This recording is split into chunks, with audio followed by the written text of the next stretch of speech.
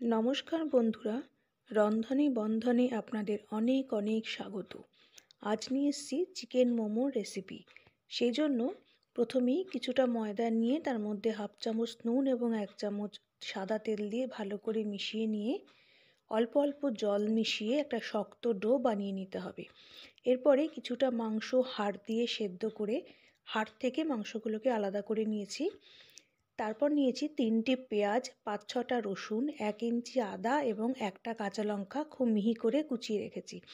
এরপরে কড়াইতে 1 চামচ তেল দিয়ে পেঁয়াজ, আদা, রসুন কুচিটা ভালো করে তেলের মধ্যে নেড়ে নিয়ে দিয়ে দেবো অল্প একটু পেঁয়াজ কুলি আর সেদ্ধ করে রাখা মাংসটা একটু নেড়ে চেড়ে নিয়ে দিয়ে দেবো সেদ্ধ করে রাখা বাঁধাকপি। সব কিছু খুব ভালো করে মিশিয়ে নিয়ে দেব হাফ চামচ নুন, হাফ চামচ সোয়া সস এবং হাফ চামচ ভিনিগার।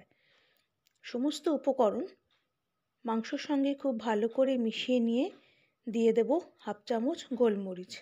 গ্যাসটাকে হাই রেখে গোলমরিচটাকে সমস্ত উপকরণের সঙ্গে মিশিয়ে নিলেই তৈরি হয়ে যাবে আমাদের মোমোর পুর। আমি একটা প্লেটে নামিয়ে রাখলাম।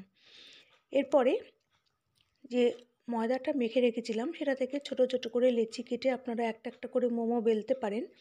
আবার আমার মতন এরকম বড় একটা লেচি নিয়ে নর্মাল যেভাবে রুটি করে সেভাবে একটা বড় রুটি বেলে নিয়ে তারপর একটা বাটি উপুর করে দিয়ে একটু হাত দিয়ে চাপ দিলেই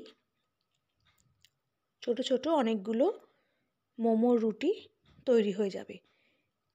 এভাবে করলে খুব তাড়াতাড়ি হয়ে যায়। আপনারা ইচ্ছে করলে একটা একটা ছোট ছোট লেচি বেলেও মোমোগুলো তৈরি করতে পারেন। এবারে একটা রুটির মধ্যে বেশ খানিকটা পুর ভরে, পুরটা একটু বেশি করেই দেবেন। পুরটাকে মাঝখানে রেখে রুটিটাকে ভাঁজ করে দুটো সাইড এক জায়গায় করে এনে আঙুল দিয়ে চেপে চেপে মুখটাকে একদম বন্ধ করে দিতে হবে। খুব ভালো করে মুখটা বন্ধ করতে হবে, একটু ফাঁকা থাকলেই কিন্তু সেখান দিয়ে পুরটা বেরিয়ে যাবে।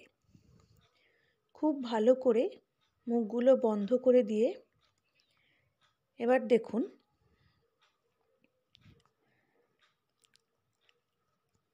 যে নিচের দিকে যে দুটো এন্ড আছে, দুটো এন্ডকে কাছাকাছি এনে একটার উপর একটা রেখে আঙ্গুল দিয়ে চাপ দিলেই আমাদের একরকম ডিজাইন তৈরি হয়ে যাবে।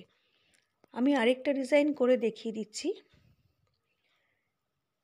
পুরটা ভরে খুব ভালো করে মুখটা আটকে দিতে হবে। তারপরে বাইরের দিক থেকে মুড়ে এনে ভেতরের দিকে এনে আঙ্গুল দিয়ে চেপে দিতে হবে। ঠিক যেভাবে আমরা পুলি পিঠে বানাই ঠিক সেইভাবে বাইরে থেকে ভেতরে নিয়ে এসে আঙ্গুল দিয়ে চেপে চেপে দিতে হবে।